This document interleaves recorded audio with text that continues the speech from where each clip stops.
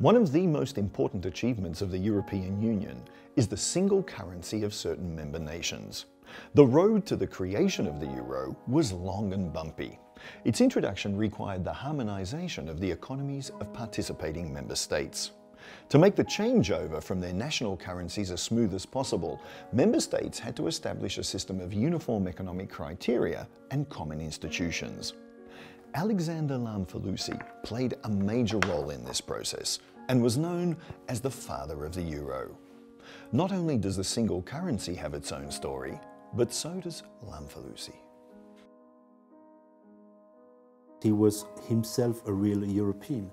He was born in Hungary, he fled to Belgium, arrived in Belgium by chance, then moved to Switzerland, worked in Germany, established the euro with other people. He was basically and fundamentally a European because he came from this generation who experienced the war, the Second World War, and he felt that Europe needs to live in peace. So the project of the euro was basically a European project to help Europe to unite. The first station of Lámfalussy's years in emigration was the city of Leuven in Belgium, where he attained a degree in economics at the Catholic University. Following 2 further years of study in Oxford, he was employed as an economic advisor by the Banque de Brussels. 10 years on, he became managing director and later chair of the executive board. His exceptional knowledge and expertise became well known at his former university. And a few years later, aside from all his other activities, he also turned to teaching. First time I heard about Emlékfilm Lámfalussy was when my professor of economics, Léon Duprier, at the Catholic University of Leuven in Belgium, told me that the best students he has ever had was Emlékfilm Lámfalussy. From this, mistakenly I'm afraid, he drew the conclusion that I, as a Hungarian, must have been also a good economist, and he asked me to be his assistant. And he suggested a topic for my doctorate thesis. He also suggested that I should ask Lámfalussy to be the director of my thesis. I very much appreciated the opportunity to consult with Professor Lámfalussy because he gave me most useful advice on the direction on which I should focus my research. After leaving Banque de Brussels, Lámfalussy joined the Bank for International Settlements in Basel as an economic advisor. As a testament to his competence, he was later appointed managing director of the institution, known as the Bank of Central Banks. He was certainly not a dogmatic person. He thought that rules are important, but at the same time, it was also discretion very important. In fact, he wrote an essay on these rules and this versus discretion. And he thought that central banking was as much as an art as a science. And this was a very important feature for someone who was going to lead the BIS. As head of the BIS and a member of the Delors Committee, from 1988 to 1989, Lámfalussy participated in devising the implementation plan of the European Monetary Union. From 1994 to mid-1997, as president of the European Monetary Institute, the forerunner of today's European Central Bank, he was responsible for preparing the introduction of the euro. His contribution was fundamental to prepare a smooth transition from national currencies to the euro. Alexandre Lámfalussy conducted all the meetings, organized the process which contributed to this smooth transition. It was his personality, a person combining sharp intellect, knowledge of financial markets, of central banking, and politeness to create an atmosphere which was very conducive to a kind of European orientation. As the president of the European Monetary Institute, he made the euro possible.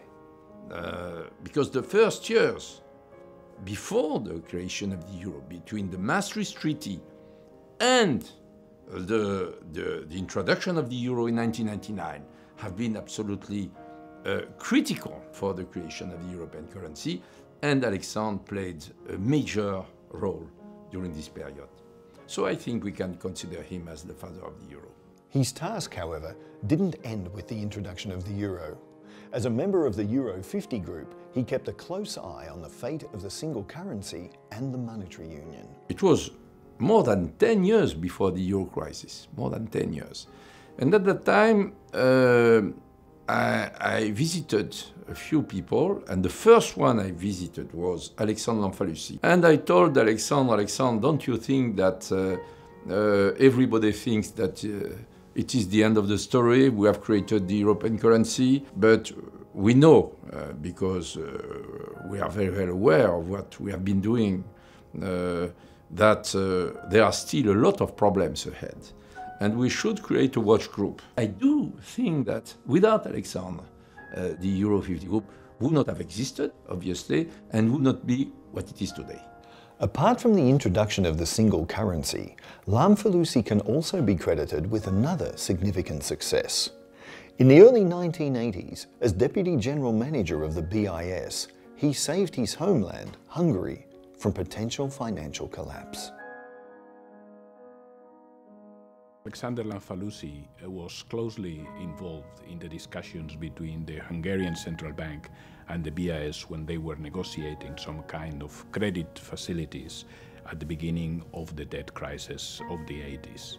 A particularly important year was 1981, when Alexander Lámfalussy was appointed Assistant General Manager, and it was in this capacity that he was able to intervene in these negotiations. In April, May and October, the BIS granted some credit facilities to the Central Bank of Hungary, which is a temporary bridge loan supported and backstopped by the central banks, was a kind of model, a kind of template that was going to be used in all the Latin American crisis that was going to come in a few years.